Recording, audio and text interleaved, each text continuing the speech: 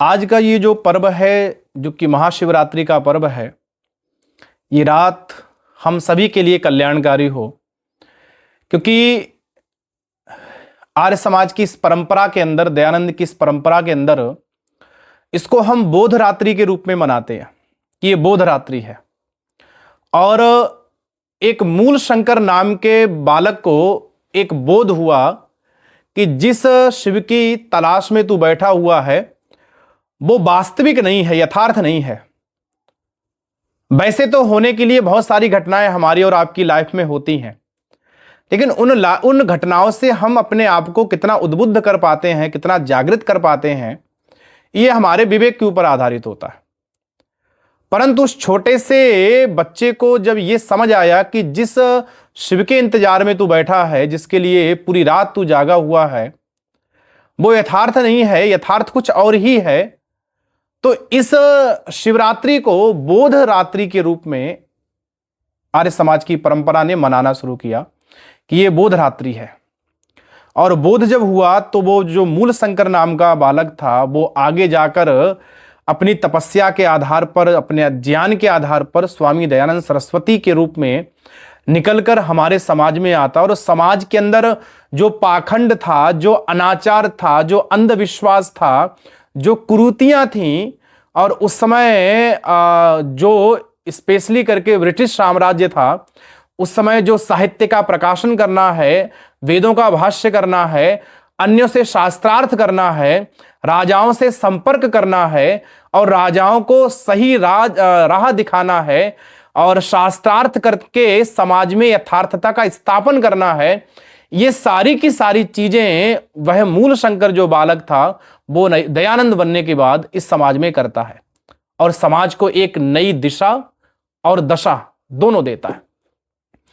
आदमी, व्यक्ति, समाज में रहने वाला व्यक्ति अब तर्क करना सीख जाता है, पाखंड को चुनौती देनी प्रारंभ हो जाती है, पाखंड को खंडित करना प्रारंभ कर दिया जाता है, लोगों के अंदर धीरे धीरे जागृति का आना प्रारंभ होता है, और वो समझते हैं कि ये क्या यथार्थ है, क्या यथार्थ नहीं है, और बड़े उद्घोष के साथ इस बात को कहते हैं कि वेदों की ओर लौटो। अगर सारे संसार में शांति चाहिए, समाज में शांति चाहिए, परिवार में शांति चाहिए, खुद को शांत रखना है, तो फिर वेदों की ओर लौटना पड़ेगा। और लौटने का मतलब ये नहीं कि हाथ में वेद लिए वापस लौट रहे हैं। लौटने का मतलब है वेदाध्ययन जो होना चाहिए था, वेद की शिक्षा जो होनी चाहिए थी, वेद का यथार्थ स्वरूप जो सबके सामने होना चाहिए था, उस यथार्थ स्वरूप को, उस वेद की शिक्षा को लागू करना है। और वो भी लागू करना है किसके माध्यम से? हिंदी माध्यम से। स्वामी दयानंद सरस्वती के ग्रंथ आपको लगभग हिंदी के और संस्कृत के, हिंदी जरूर मिलेगी उनके अंदर। तो ये जो बोध होता ना, एक आदमी को हुआ बोध, अगर किसी व्यक्ति को बोध होता है तो उस बोध का सामाजिक स्तर पर एक बड़ा व्यापक प्रभाव पड़ता है।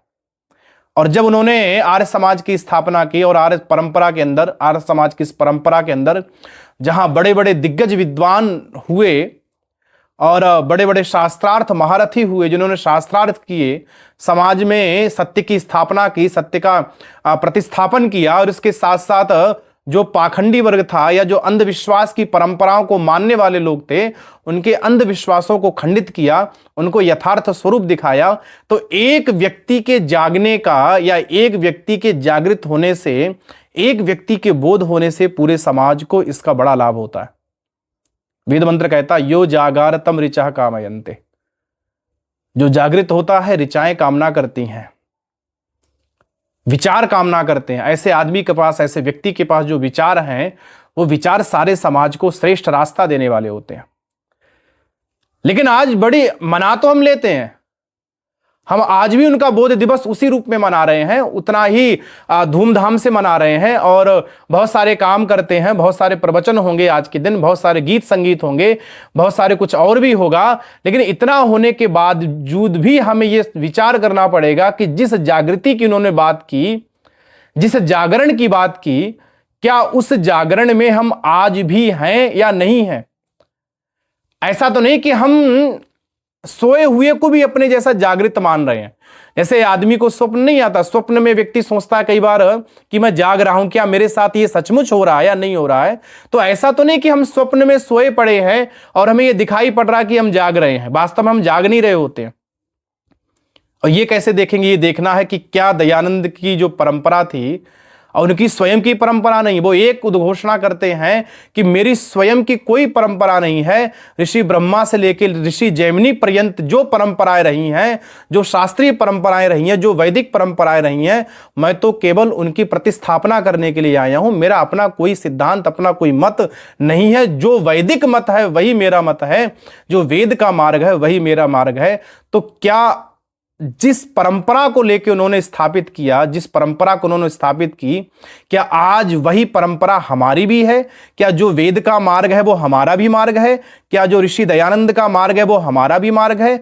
और वो जो मार्ग है, क्या उस मार्ग का अनुसरण हम कर पा रहे हैं? क्या उस पर चल पा रहे हैं? और अगर नहीं चल पा रहे हैं तो याद रखिएगा कि वो जो बोध वाली बात है ना, हम जाग रहे हैं लेकिन जाग नहीं रहे हैं।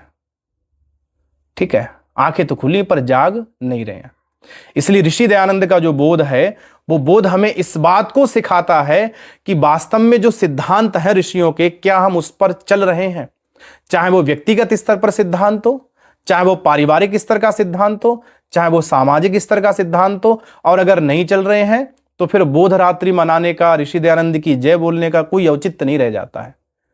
मतलब हमें पद के लिए, हमें कुर्सी के लिए लड़ना ही है। हम में से कौन प्रधान बनेगा, कौन मंत्री बनेगा, कौन सी कमेटी रहेगी, कौन सी नहीं रहेगी, इस बात को लड़ना ही है।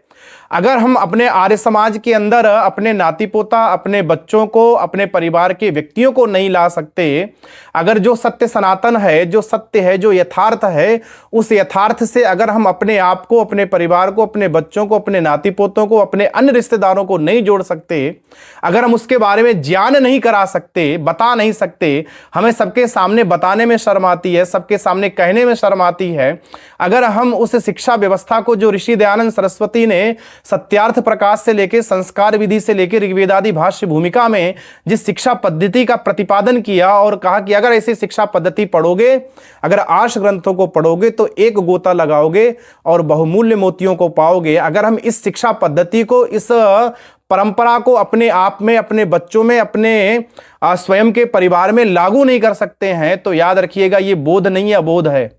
और ये बोध होता हुआ भी अबोध है।